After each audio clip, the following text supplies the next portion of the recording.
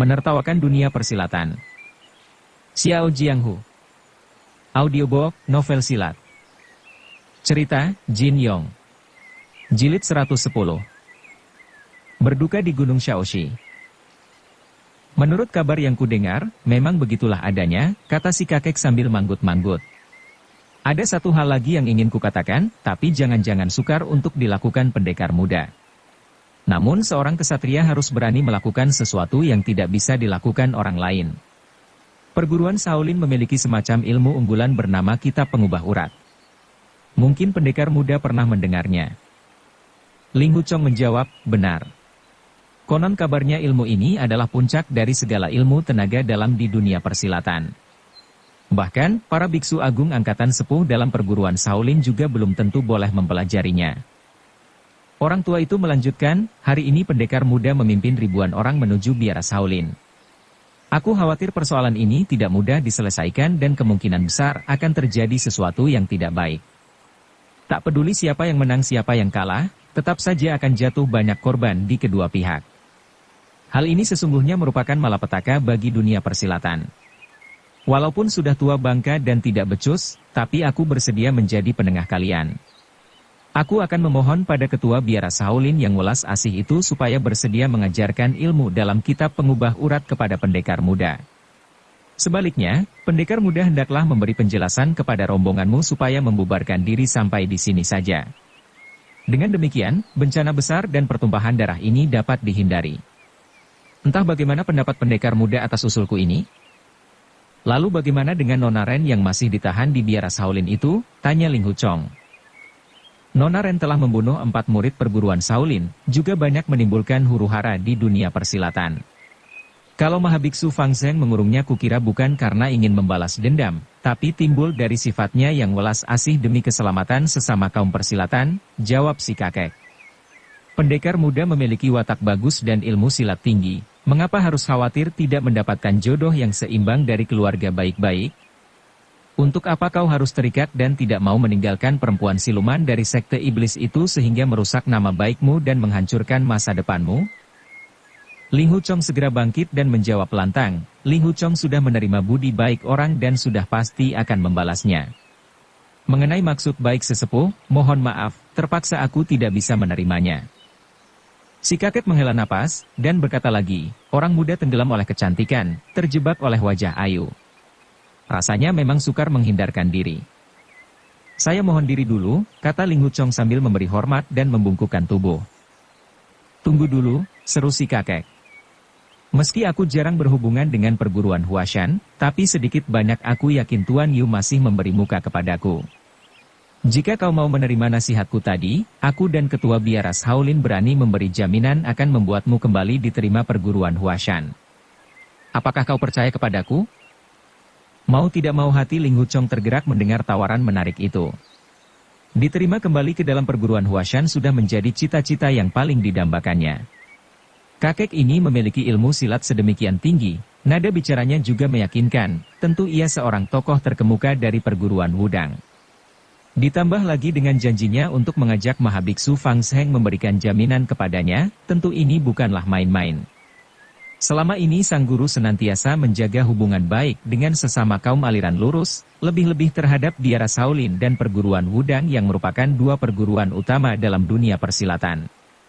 Kalau 2 orang tokoh terkemuka dari kedua perguruan tersebut tampil memberikan jaminan kepadanya, tentu sang guru tidak mungkin menolak untuk menerimanya kembali. Selama ini hubungan sang guru dengannya sudah seperti ayah dan anak.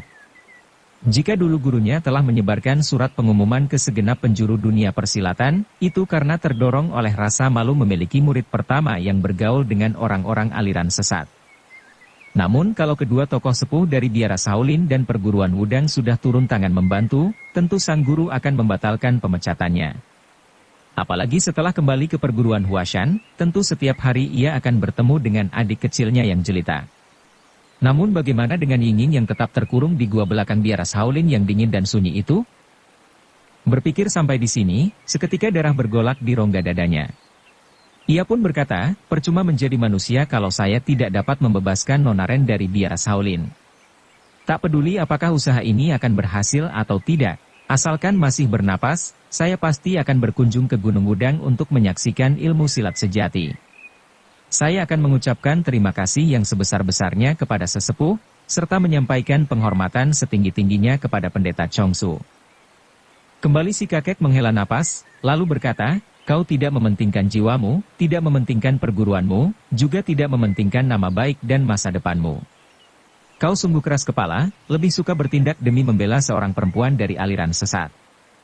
Kelak kalau dia ternyata tidak setia dan berbalik mencelakaimu, apakah kau tidak menyesal? Jiwaku ini pernah diselamatkan Nona Ren. Kalau ternyata aku harus mati karena dia, untuk apa merasa sayang dan menyesal? Jawab Ling Huchong. Baiklah, kau boleh pergi, kata si kakek mengangguk. Ling Huchong memberi hormat, lalu berputar kembali ke tempat kawan-kawannya. Kepada Lao Touzi dan yang lain ia berkata, mari berangkat. Dewa Buah Persik berkata, tua bangka tadi bertanding pedang denganmu, tapi belum jelas siapa yang menang siapa yang kalah. Kenapa sudah diakhiri begitu saja? Dalam pertandingan tadi memang belum ditentukan pihak mana yang menang. Namun begitu Ling Huchong berhasil menembus titik kelemahan ilmu pedang si kakek, orang tua itu merasa tidak perlu lagi melanjutkan pertandingan dan langsung menyerah begitu saja. Namun para penonton tidak mengetahui sebab musababnya. Ling Huchong menjawab, ilmu pedang sesepuh itu sangat tinggi. Kalau pertandingan tadi diteruskan rasanya aku pun belum tentu bisa mengalahkannya. Maka lebih baik dihentikan saja. Kau ini sungguh bodoh, ujar Dewa Buah Persik. Karena belum ditentukan siapa yang kalah, siapa yang menang, maka kalau diteruskan akhirnya kau pasti menang. Haha, belum tentu juga, sahut Ling Huchong tertawa. Kenapa belum tentu? Dewa Buah Persik bersikeras, umur si tua bangka itu jauh lebih tua darimu. Maka tenaganya juga jauh lebih lemah darimu. Jika pertandingan tadi dilanjutkan, lama-lama pasti kau akan berada di atas angin. Dalam hati Ling Huchong mengakui kebenaran ucapan Dewa Buah Persik itu. Namun ia tidak menanggapinya karena Dewa Buah Persik memang yang paling muda di antara 6 Dewa Lembah Persik, dan jika ia mengiyakan pernyataan itu, maka Dewa Akar Persik yang sulung akan tersinggung. Dewa Dahan Persik pun menyahut, apa kalau usianya lebih tua lantas tenaganya pasti lebih lemah? Berarti bocah umur 3 tahun tenaganya paling kuat. Dewa Bunga Persik menukas, tidak benar, tidak benar. Kata paling tidak tepat digunakan di sini. Bocah umur 2 tahun tentunya lebih kuat daripada yang berumur 3 tahun. Bocah berumur 1 tahun sedikit lebih kuat daripada yang 2 tahun, balas Dewa Dahan Persik. Salah semua. Janin yang masih dalam kandungan tentunya lebih kuat daripada semuanya, kata Dewa Daun Persik ikut bicara. Dalam sekejap mereka kembali terlibat perdebatan tak berarti. Rombongan besar itu melanjutkan perjalanan menuju ke utara dan akhirnya sampai di wilayah Henan. Dari timur dan barat datang pula 2 rombongan besar yang bergabung dengan mereka sehingga jumlah pendekar yang bergerak menuju biara Shaolin itu saat ini sudah lebih dari 5.000 orang. Sudah tentu semakin besar rombongan semakin sukar pula cara menangani mereka. Kalau soal tempat tidur tidaklah sukar. Tak peduli di tanah pegunungan atau semak belukar mereka dapat merebah dan tidur sesukanya di sembarang tempat.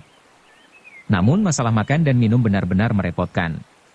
Selama beberapa hari ini mereka telah menyapu bersih segala makanan dan minuman di setiap kedai dan rumah makan yang mereka lalui, bahkan tidak sedikit yang porak-poranda diobrak-abrik mereka.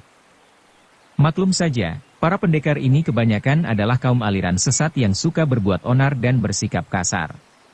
Begitu mereka makan tidak kenyang, minum tidak puas, kontan amarah pun meledak dan yang bernasib sial adalah kedai-kedai makan yang mereka hancurkan. Ling Huchong menyadari dan prihatin melihat tingkah laku kawan-kawannya yang kasar dan angkuh sehingga banyak menimbulkan kerugian penduduk di sepanjang jalan tersebut. Tapi ia juga melihat bahwa mereka adalah kaum kesatria yang jujur terbuka dan memiliki rasa setia kawan tinggi. Jika biara Shaolin bersikeras tidak mau membebaskan Ren Yingying, maka pertempuran sengit pasti sukar dihindari dan apa yang akan terjadi tentu sangat mengerikan. Selama beberapa hari ini Ling Huchong selalu menunggu-nunggu datangnya berita dari Biksuni Dingxian dan Biksuni Dingi. Ia berharap dengan memandang muka kedua Biksuni sepuh itu, Mahabiksu Fang Zheng bersedia membebaskan Ren Yingying, sehingga bencana banjir darah dapat dihindari. Jika dihitung-hitung, tanggal 15 bulan 12 hanya tinggal 3 hari lagi, dan jarak menuju biara Shaolin juga tinggal sekitar 100 kilo saja. Namun sampai sekarang berita yang diharap-harapkan dari kedua biksuni sepuh ternyata tidak juga kunjung datang. Perjalanan mereka untuk menyerbu biara Shaolin kali ini dilakukan secara terbuka dan besar-besaran, sehingga beritanya pasti sudah diketahui secara luas di dunia persilatan. Akan tetapi, pihak lawan ternyata tenang-tenang saja tanpa melakukan suatu tindakan, seakan-akan mereka sudah siap siaga dan tidak gentar sedikit pun. Membicarakan hal ini, membuat Ling Huchong, Ji Wuxi, Lao Touzi, Zhu Qianqiu, dan beberapa lainnya merasa khawatir. Malam itu rombongan besar tersebut beristirahat di lapangan terbuka. Di beberapa penjuru ditempatkan kelompok-kelompok kecil yang bertugas meronda demi menjaga kemungkinan pihak musuh secara tiba-tiba melakukan serangan dalam kegelapan. Hawa malam itu sangat dingin, angin bertiup kencang serasa menembus tulang, awan hitam pun menggantung di angkasa seperti akan turun hujan salju. Untuk menghangatkan badan, dinyalakanlah beberapa gundukan api unggun di sekitar tanah lapang tersebut. Pada dasarnya mereka adalah kaum persilatan yang tidak mengindahkan ketertiban. Maklum, rombongan besar ini adalah gabungan dari berbagai aliran dan perkumpulan yang terjadi secara mendadak dan kebetulan, sehingga di mana mereka berada suasana pun menjadi gaduh. Ada yang menyanyi dan berteriak-teriak mengguncang belantara, ada yang bertengkar, ada yang mengasah senjata, dan ada yang bertanding gulat segala. Sungguh ribut bukan kepalang. Melihat ulah mereka, Ling Huchong pun berpikir, mungkin sebaiknya orang-orang ini tidak perlu ikut pergi ke biara Shaolin. Kenapa aku tidak berangkat sendiri saja untuk mendahului pergi memohon kepada Mahabiksu Fang Zheng dan Biksu Fang Sheng agar sudi membebaskan Yingying? Jika hal ini bisa terlaksana, bukankah jauh lebih menggembirakan daripada harus menggunakan keributan? Berpikir sampai di sini membuat tubuhnya terasa hangat. Tapi lantas terpikir pula olehnya, tunggu dulu, kalau biksu-biksu Shaolin itu ternyata tidak mengabulkan permintaanku, lantas bagaimana? Bisa jadi aku malah ditawan atau mungkin dibunuh pula. Kematianku tidak menjadi masalah, tapi kawan-kawan ini akan kehilangan pimpinan dan pasti terjadi kekacauan.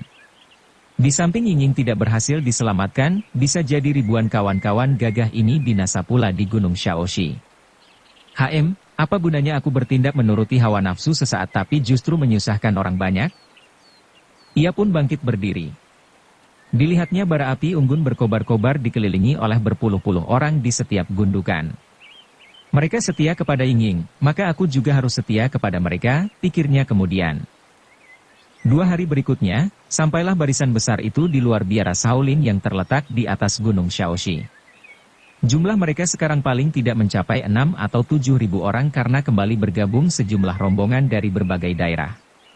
Tokoh-tokoh yang dulu pernah berkumpul di Lembah Lima Tiran, seperti Huang Boliu, Sima Da, Lan Feng Huang, dan lain-lain juga berdatangan. Hadir pula ketua Si dari Partai Naga Putih yang membawa serta sepasang ikan terbang Sungai Yangtze.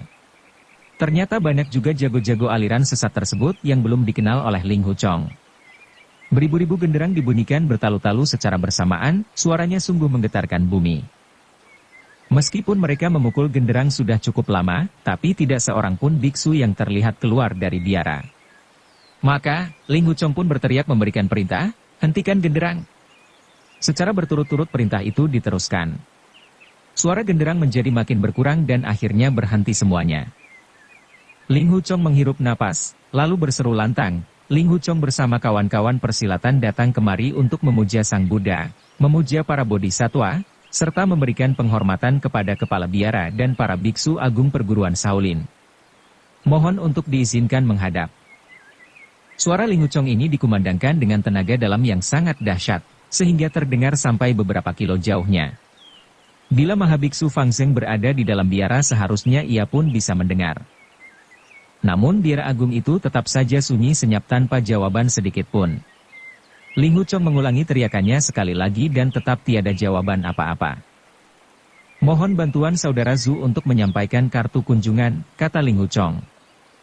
Baik, jawab Zhu Qianqiu yang kemudian melangkah pergi dengan membawa kotak berisi kartu nama Ling Huchong beserta para pemuka rombongan, termasuk dirinya. Sampai di depan pintu gerbang, Zhu Qianqiu mengetuk pelan beberapa kali dan mendengarkan dengan seksama, namun keadaan tetap sunyi sepi.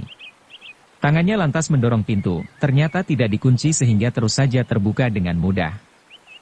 Zhu Qianqiu memandang ke dalam biara, ternyata kosong melompong. Ia tidak berani sembarangan masuk, segera kembali kepada Ling Huchong untuk memberikan laporan.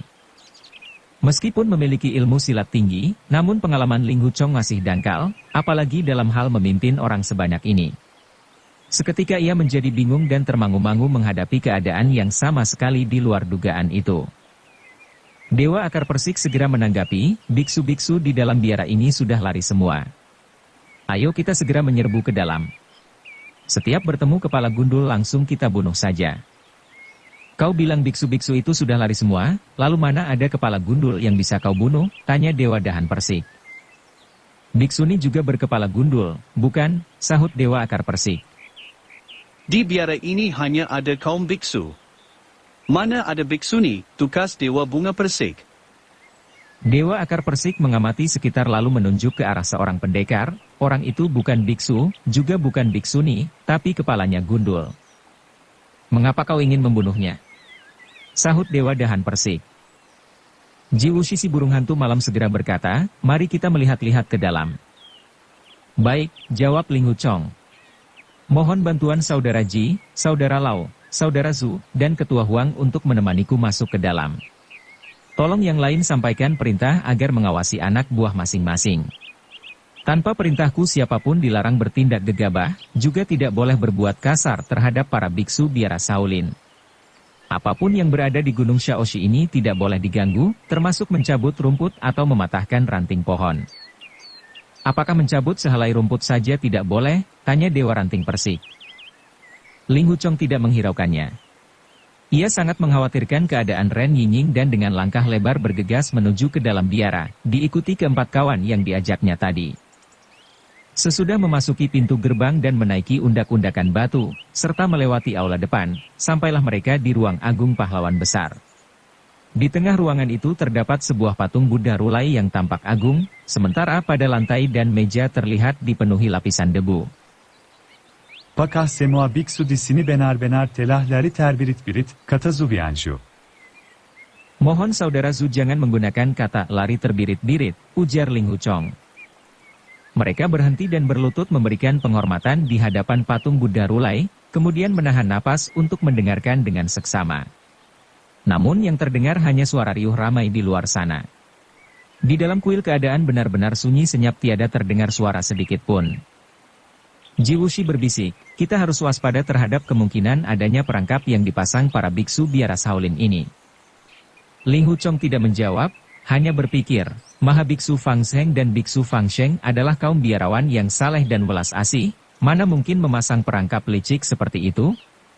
Tapi orang-orang yang kupimpin menyerbu kemari adalah kaum aliran sesat yang banyak berbuat onar. Kalau para biksu Shaolin memilih adu siasat dan bukan adu kekuatan untuk mengatasi kami dan terpaksa memasang perangkap, rasanya juga bukan sesuatu yang aneh. Menyadari bahwa biara Shaolin yang sebesar itu ternyata sekarang kosong tanpa penghuni, membuat Ling Huchong merasakan kekhawatiran yang luar biasa. Ia membayangkan entah apa yang terjadi pada Ren Yingying saat ini. Dengan penuh waspada mereka berlima terus mengamati dan memeriksa ke segala penjuru. Perlahan-lahan mereka melangkah ke dalam, menyusuri pekarangan tengah, hingga sampai di ruangan belakang. Tiba-tiba Ling Huchong dan Jiwushi berhenti dan memberi isyarat. Serentak Lau Touzi, Zhu Qianqiu, dan Huang Boliu juga ikut berhenti. Tangan Ling Huchong lalu menunjuk ke sebuah kamar di sebelah barat laut, lalu mendekatinya dengan perlahan-lahan. Lau Touzi dan yang lain ikut berjalan ke sana. Sayup-sayup terdengarlah suara rintihan yang amat lirih. Lebih dulu Ling Huchong menyiapkan pedang di tangan. Ia lalu mendorong pintu kamar itu dan segera bergeser ke samping untuk berjaga-jaga terhadap senjata rahasia yang mungkin dilemparkan pihak lawan dari dalam. Terdengar suara pintu yang terbuka itu berderit, kemudian dari dalam kamar kembali terdengar suara orang merintih perlahan. Ling Huchong melongok ke dalam dan seketika ia terkejut menyaksikan dua orang biksuni sedang terkapar di lantai. Salah seorang di antaranya menghadap keluar dan dikenalinya sebagai Biksuni Dingi. Wajah Biksuni sepuh itu tampak pucat pasi, dengan kedua mata terpejam rapat. Sepertinya ia sudah tidak bernyawa lagi. Ling Huchong bergegas masuk ke dalam kamar dengan langkah lebar untuk memeriksa keadaan kedua Biksuni itu. Ketua Linghu, hati-hati, seru Zhu Qianqiu sambil kemudian ikut masuk pula bersama yang lain. Linghu Chong mengitari tubuh biksuni Dingi yang sudah tidak bergerak sama sekali. Ketika memeriksa biksuni yang satu lagi ternyata ia adalah biksuni Dingxian, ketua perguruan Henshan yang merintih perlahan tadi. Linghu Chong segera membungkuk dan berseru, "Biksuni! Biksuni!" Biksuni Dingxian membuka mata perlahan-lahan. Mula-mula pandangannya tampak kosong, kemudian berubah memancarkan seberkas sorot gembira. Bibirnya tampak bergerak-gerak, namun tidak mampu berkata sesuatu. Linghu Chong kembali berseru, "Bibi Biksuni, ini aku, Linghu Chong." Bibir Biksuni Dingxian kembali bergerak-gerak, dan kali ini mengeluarkan suara lirih, "Kau, kau, kau." Linghu Chong melihat keadaannya begitu parah. Untuk sesaat ia tidak tahu harus berbuat apa. Biksuni Dingxian menghirup napas panjang, lalu berkata, kau berjanjilah kepadaku." Linghu Chong buru-buru menjawab, "Baik. Apapun perintah Biksuni, meskipun tubuhku hancur lebur juga pasti kulaksanakan." Ia berpikir jangan-jangan sebentar lagi Biksuni Dingxian akan meninggal, dan ini terjadi demi dirinya. Linghu Chong pun merasa sangat berduka dan air matanya pun bercucuran di pipi. Biksuni Dingxian menegas, Kau sanggup berjanji padaku?" Linghu Chong menjawab, "Aku pasti menyanggupinya." Biksuni Dingxian memandang dengan sorot mata berkilat-kilat senang. Ia lalu berkata, "Aku mohon, kau berjanji untuk menjadi ketua perguruan Henshan." Sampai di sini napasnya tersengal-sengal dan semakin lemah. Linghu Chong terkejut setengah mati. Ia pun menjawab, "Aku seorang laki-laki, tidak mungkin bisa menjadi ketua perguruan Henshan yang mulia. Tapi aku siap membantu segala kesulitan yang dihadapi perguruan Henshan dengan segenap pikiran dan tenaga. Masalah perguruan Henshan akan menjadi masalahku juga." Tidak. Tukas Biksuni Dingxian. "Aku mengangkat Linghu Chong menjadi ketua perguruan Henshan. Kalau kau tidak menyanggupinya, aku tidak akan menutup mata dengan tenang." Zhu Qianqiu dan tiga lainnya berdiri di belakang Linghu Chong menyaksikan itu semua. Mereka hanya bisa saling pandang dan sama-sama merasa wasiat Biksuni Dingxian ini terdengar sangat aneh. Pikiran Linghu Chong berkecamuk. Ia merasa permintaan ini sangat berat, namun melihat nyawa Biksuni Dingxian sudah di ujung tenggorokan membuat semangatnya pun bergolak. Maka ia lantas menjawab, "Baiklah, aku bersedia menyanggupi permintaan Bibi Biksuni." Samar-samar bibir Biksuni Dingxian tampak tersenyum tipis. Ia lalu berkata lirih, "Terima kasih banyak, pendekar Linghu. Mulai saat ini, aku akan merepotkanmu untuk mengurus ratusan murid perguruan Henshan." Perasaan Linghu Chong sangat berduka sekaligus marah. Ia bertanya, mengapa tanpa sebab yang jelas para biksu biara Shaolin telah memperlakukan Biksuni berdua secara keji. Belum selesai ucapannya, ia melihat Biksuni Dingxian memiringkan kepalanya ke samping, kemudian menutup kedua matanya. Linghu Chong pun memeriksa pernapasannya, ternyata sudah putus. Ia lalu memegang tangan Biksuni Dingi, ternyata sudah dingin seperti es, jelas kalau sudah meninggal agak lama. Hatinya bertambah sedih dan tak kuasa menahan rasa gusar. Lao Touzi berkata, "Ketua Linghu, kita harus membalaskan sakit hati kedua Biksuni. Keledai-keledai gundul dari Shaolin telah lari semua. Mari kita bakar saja biara ini supaya rata dengan tanah." Linghu Chong menjawab dengan perasaan gusar bercampur duka sambil menepuk paha, "Benar. Bakar saja biara ini menjadi arang." Ji Wuxi buru-buru mencegah, "Jangan. Kita belum menemukan gadis suci. Jika beliau masih terkurung di dalam biara ini, bisa-bisa ikut terbakar hidup-hidup." Seketika Linghu Chong sadar atas kekeliruannya. Keringat dingin mengalir di punggungnya dan ia pun berkata, "Benar juga, aku memang bodoh dan gegabah. Kalau saja tidak diperingatkan saudara Ji, tentu urusan ini bisa runyam." "Lantas bagaimana baiknya ini?"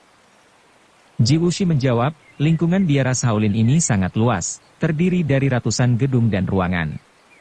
Kalau hanya kita berlima saja yang mencari tentu akan sulit untuk menelusurinya secara merata. Maka itu, mohon ketua memberi perintah untuk memanggil 200 kawan yang lain supaya ikut masuk ke sini membantu menggeledah." "Baiklah.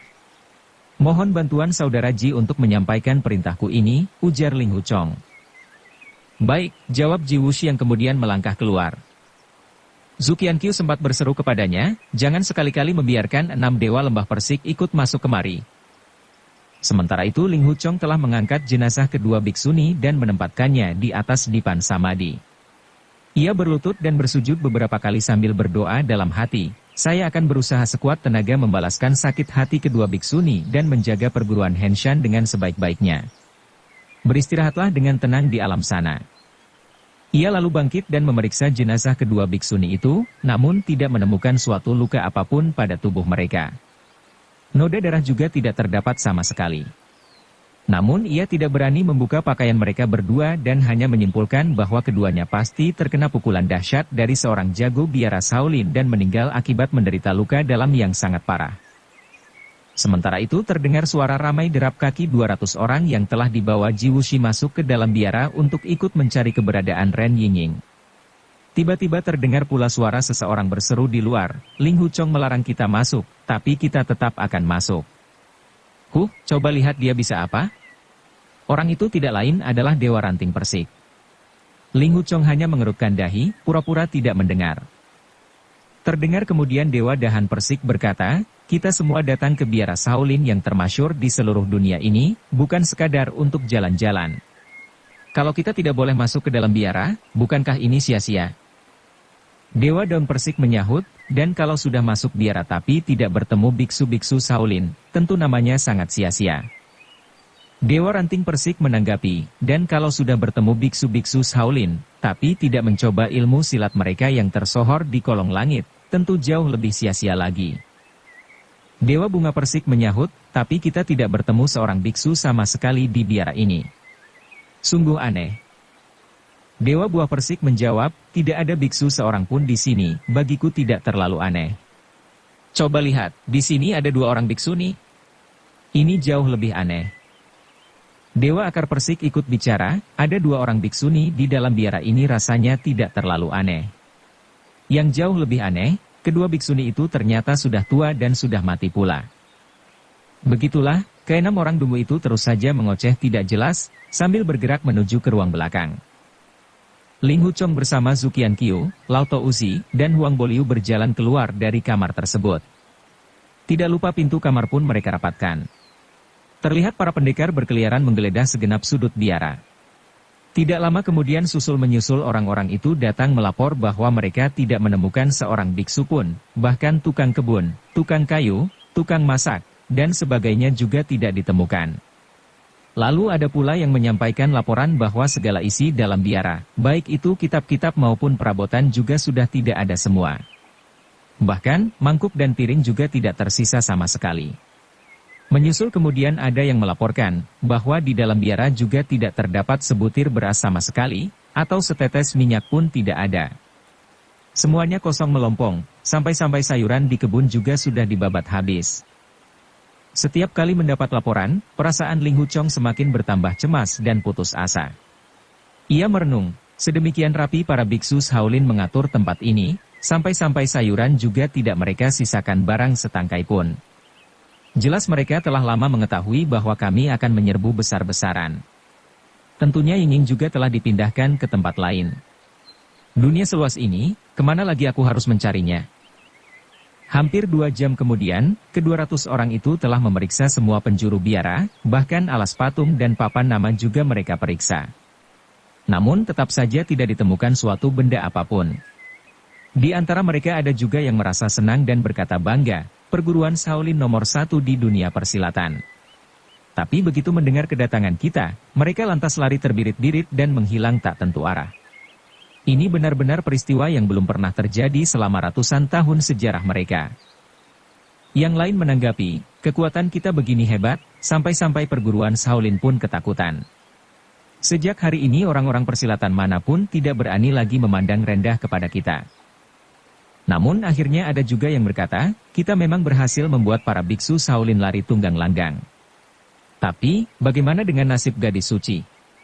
Di mana beliau sekarang? Ingat, kedatangan kita ini kemari adalah untuk menjemput gadis suci, bukan untuk menakut-nakuti para biksu.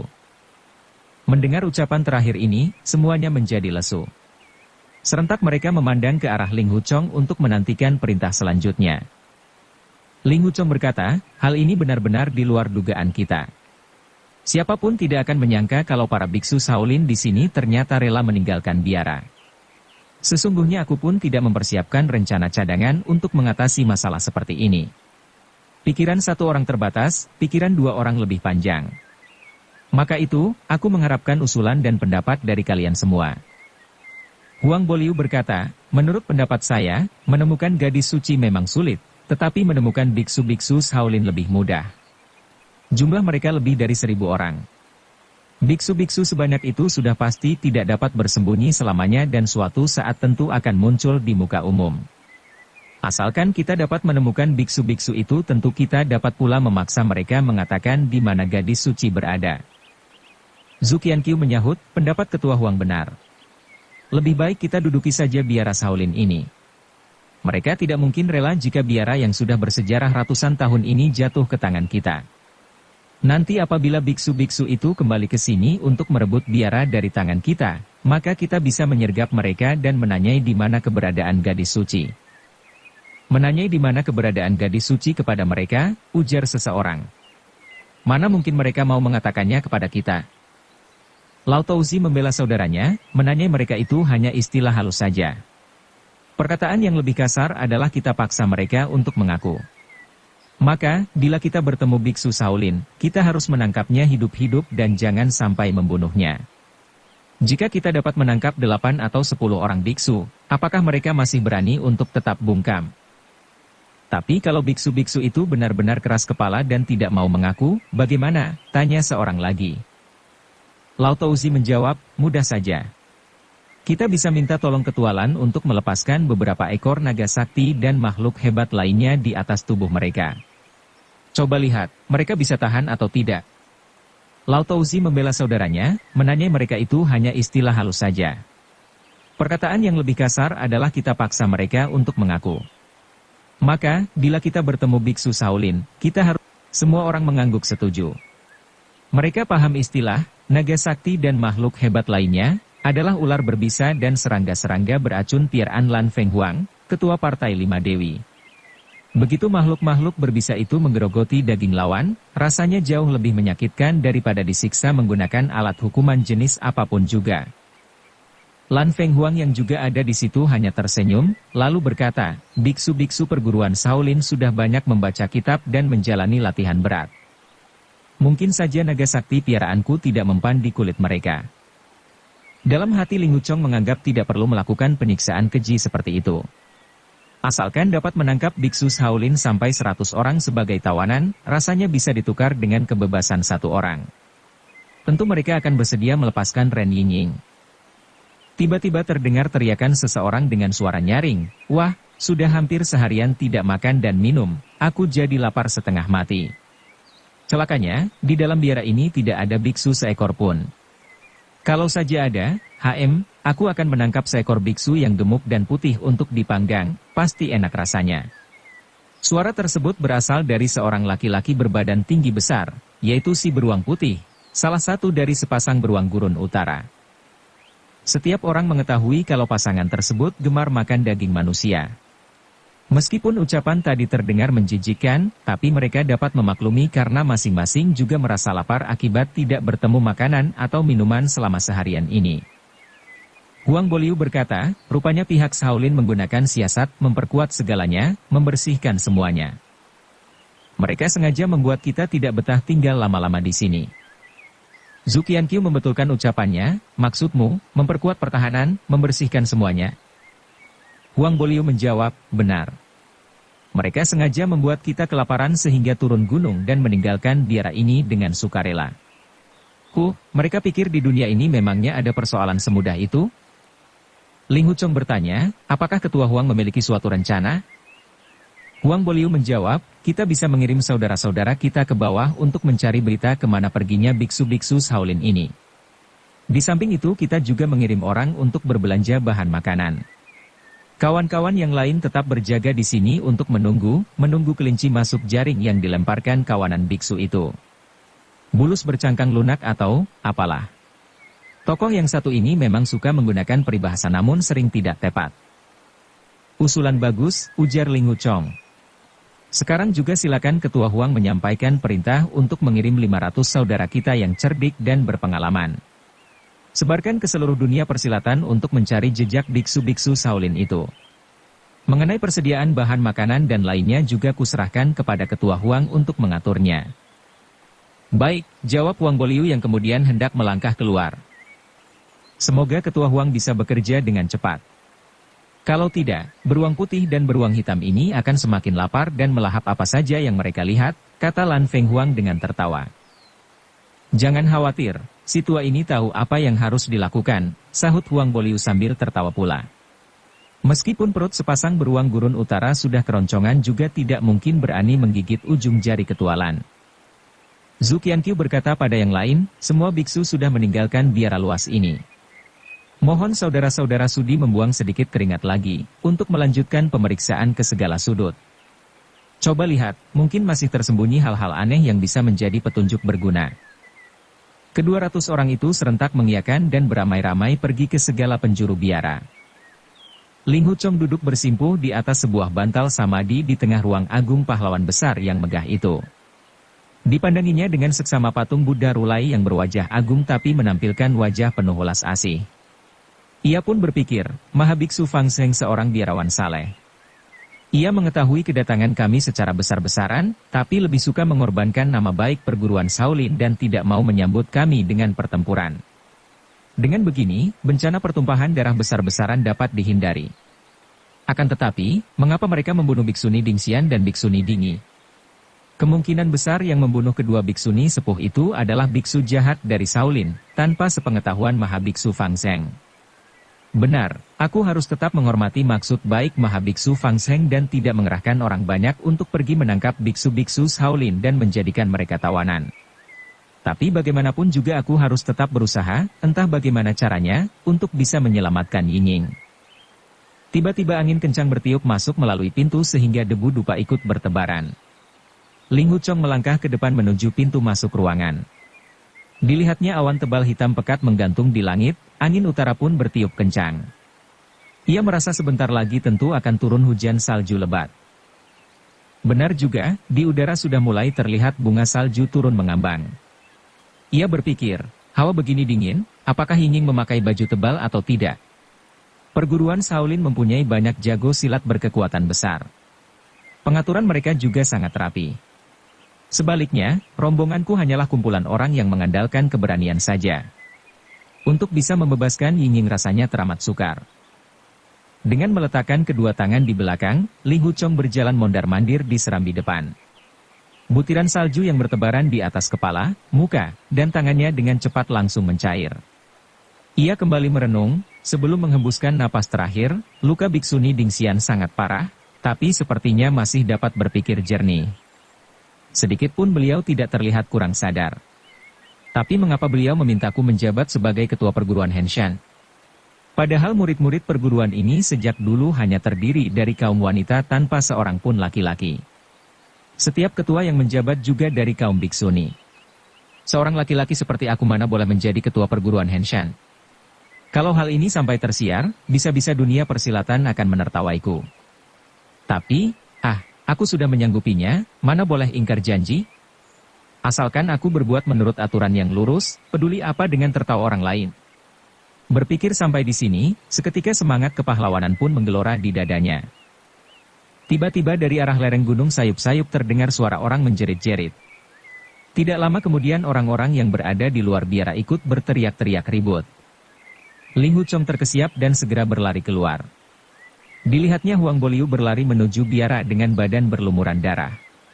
Di pundaknya tampak menancap sebatang anak panah. Ia berteriak, "Ketua! Ketua, musuh telah menutup jalan di kaki gunung. Kali ini kita benar-benar masuk jaring sendiri." "Apakah mereka para biksu Shaolin?" tanya Ling Huchong gelisah. "Bukan biksu. Mereka dari kaum pendekar biasa," jawab Huang Boliu. "Neneknya, belum ada 6 kilo kami turun sudah disambut dengan hujan panah. Ada belasan saudara kita yang tewas, dan yang terluka mencapai lebih dari 70 orang. Mereka akan membasmi kita semua." Bersambung ke jilid 111. Dukung kami dengan subscribe, follow, like, komen dan share. Terima kasih.